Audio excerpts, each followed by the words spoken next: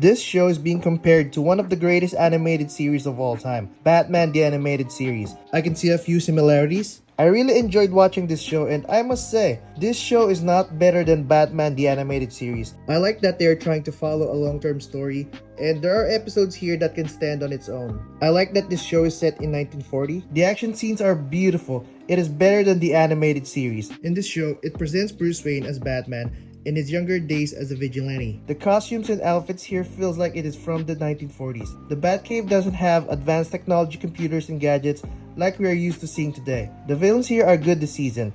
Unlike the Batman animated series, where they try humanizing their villains, this show makes these villains evil and irredeemable. I don't like Harley Quinn here. I feel like they race swapped her just to have diversity in their show. They tried to show her good side, but it just doesn't work for me.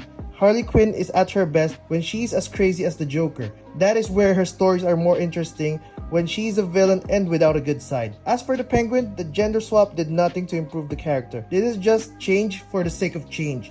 The Penguin in the animated series is far more superior than this show's version. It is far more faithful in the comics. Two-Face in this show is good.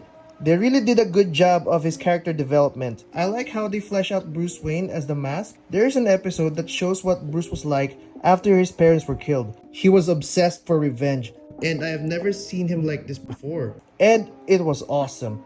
Hamish Linklater did a great job of voice acting Bruce Wayne and Batman. Batman and Alfred's relationship here is not warm enough. Realized it later that the resolution in the end is satisfying. Batman and Jim Gordon's relationship here is not that great yet. I understand that Batman is still young in this show. Hopefully in the following seasons, their friendship evolves over time. I love the animation of this show. The action scenes are done really well. It reminds me of the action scenes in the Justice League cartoons, but better and more polished. Overall, this show is great, and I'm excited for the next season. 8 out of 10.